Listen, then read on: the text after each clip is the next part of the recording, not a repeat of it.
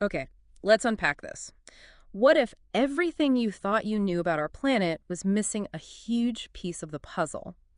What if there were vast, hidden secrets right at the top and bottom of the world, secrets that some powerful forces are trying to keep from us?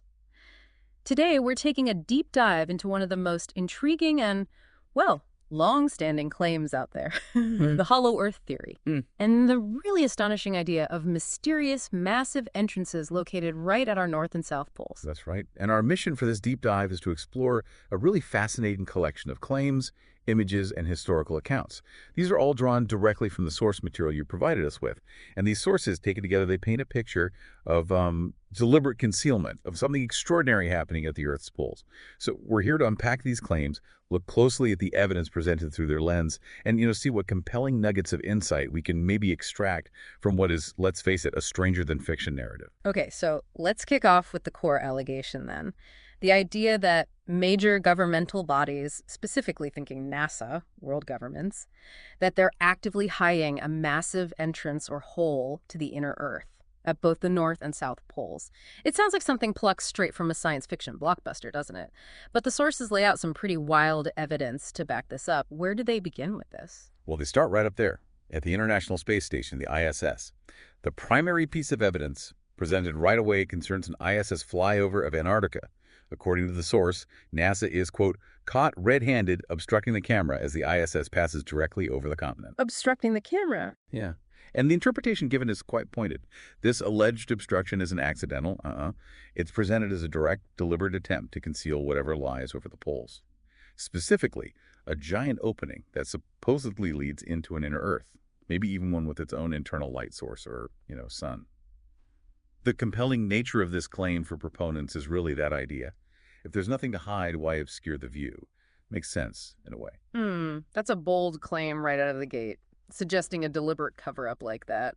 And it certainly makes you question what could be so significant that it warrants such an alleged act of concealment. This isn't just about a hollow earth in the traditional sense, maybe, but potentially any kind of entrance, if such an opening exists. I mean, what exactly might be down there? The possibilities, even just as a thought experiment, are truly mind-boggling. Undiscovered ecosystems, maybe something far more profound. Exactly.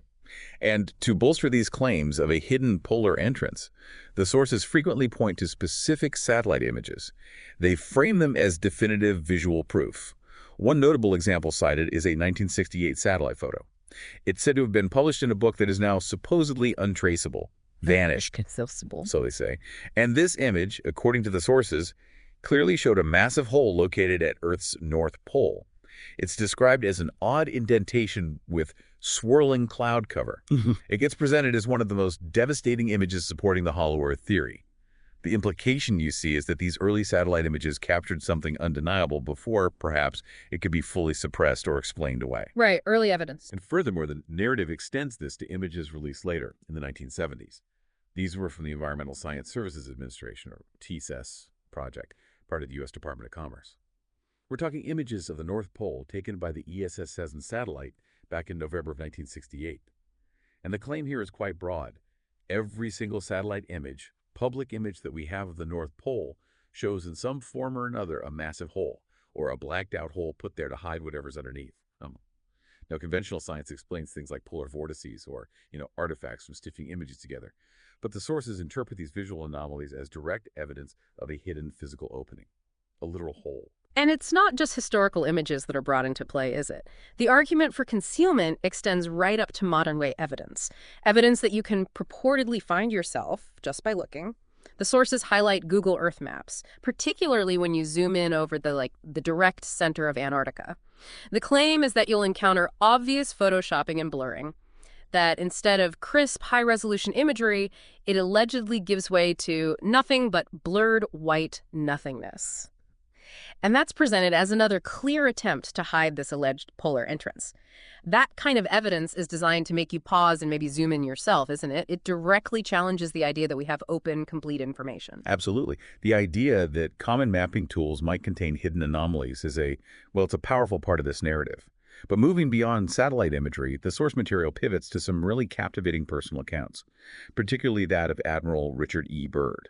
Now, he was a truly distinguished figure, well-known, respected, a pioneer aviator and polar explorer. A big name. Definitely. He gained fame for his alleged flight over the North Pole in May of 1926, and he led numerous expeditions to Antarctica, including that historic flight over the South Pole on November 29, 1929. His expeditions alone give him a certain authority in the realm of polar exploration. And that authority is then leveraged for what has to be the most captivating claim attributed to Byrd.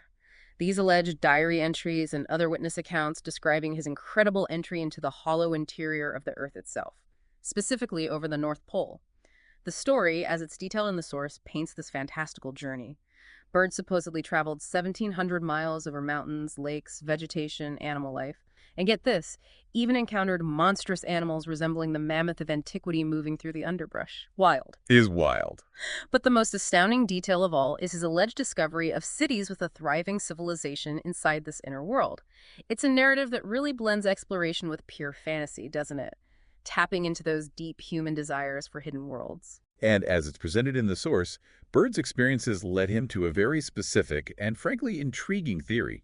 He believed the Earth's poles are convex rather than concave. Convex, so bulging outwards. That's the idea. Instead of curving inwards, the Earth's surface actually bows outwards at the poles. This would allow ships and planes to just fly, or I guess drive right into these massive openings. And this leads directly to an inner Earth, which has its own inner sun. This inner sun supposedly provides perpetual light and warmth to this interior world, sustaining its unique ecosystem and, well, that civilization he supposedly found. It's a truly grand vision, isn't it? A planet within a planet, complete with its own internal star. Adding to this narrative of alleged concealment and sort of restricted access is another piece of evidence often cited. The claim that the United States government does not allow planes to fly over the poles, like it's forbidden. Oh, the no-fly zones. Exactly. The sources allege that if you examine flight radar maps, you'll supposedly see a massive circular hole that no plane has ever been allowed to cross over. All commercial and private flights are directed to go around it. And the claim even goes so far as to suggest that airline pilots flying into these areas will confirm this sort of unstated restriction if you ask them. It really suggests a deliberate effort to keep these areas isolated and unobserved by the general public. A compelling piece of circumstantial evidence for those who believe in hidden secrets, I suppose. And if that isn't curious enough, the source material introduces another intriguing detail. This one's about icebergs. It points out that icebergs coming from and drifting from the poles are actually composed of fresh water. Fresh water, not salt water, and not the usual salt water that you would see in the oceans around the world. That's the claim. It's presented as a significant anomaly. The argument goes, if the water were coming solely from the freezing of salt water, the icebergs would still retain salt, or at least be significantly different in composition. Instead, this freshwater composition is used to suggest an unusual, non-oceanic source for this water, maybe an immense freshwater reservoir or even flow from within the Earth itself. But wait, the scope of this theory gets even bigger, doesn't it? It's not just limited to Earth. The claim, as presented, is that it's not just the Earth that is said to have these holes, but every planet in the solar system from Mars to Saturn. Wow. That really elevates the scale of the alleged phenomenon, suggesting a universal architectural design for planets, maybe? A common hidden internal structure. Exactly. It universalizes the whole concept. And a specific example given to illustrate this is Saturn's North Pole. Allegedly, satellite views show a massive swirling hexagon-shaped vortex surrounding a massive hole that's near the size of the Earth at the top of Saturn. The hexagon storm. Yeah, I've seen pictures of that. Right. And while that hexagonal storm system is a well-documented, fascinating feature of Saturn, the interpretation within this theory is that it surrounds a physical opening, one leading to the planet's interior. So this reinterpretation takes a known astronomical phenomenon and weaves it into the larger hollow planet narrative. And the hollow concept extends even to moons, apparently, further solidifying this idea of universality.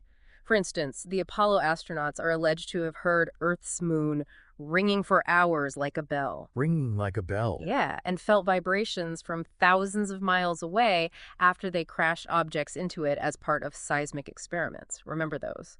This is interpreted not as just a natural lunar phenomenon, but as if the moon had a hollow inner core that was surrounded by some sort of metallic hull, like it's artificial almost.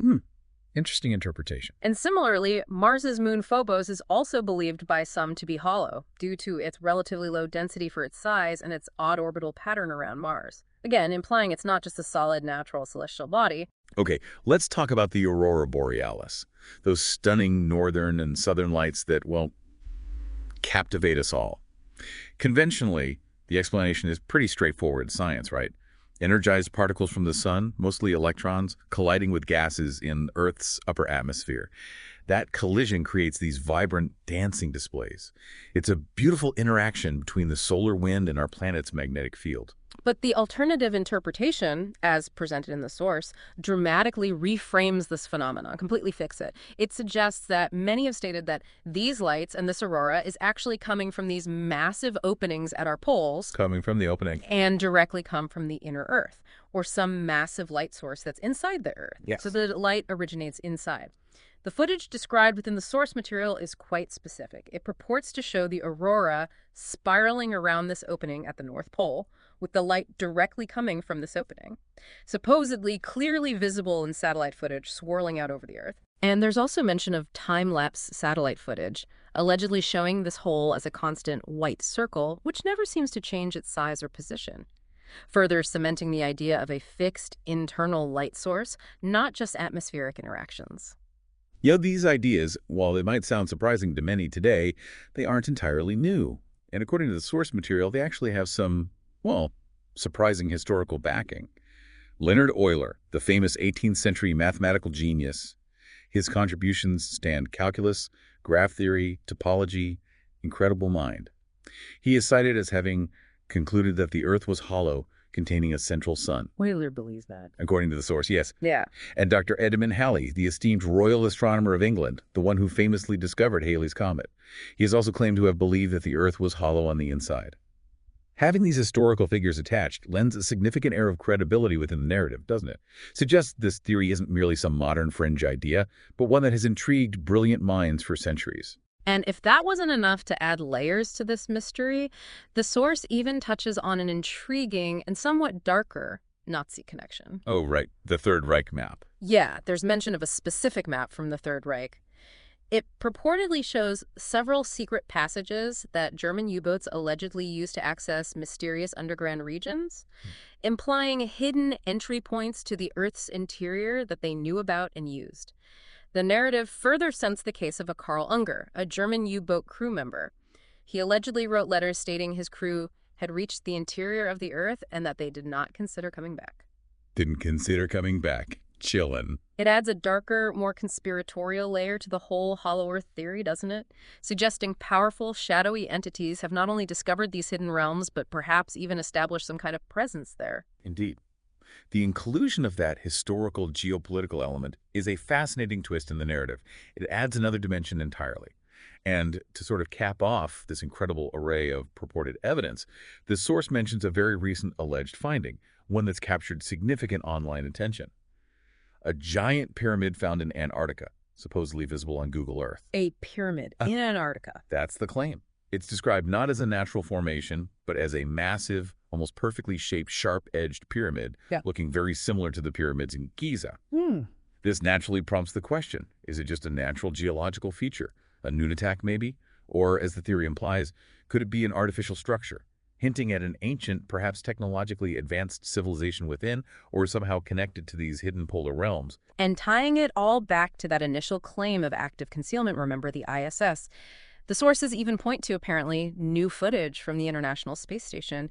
It supposedly shows an astronaut seemingly shutting a door or a hatch, followed immediately by the feed being completely cut and replaced with a static NASA image, like they saw something they shouldn't have.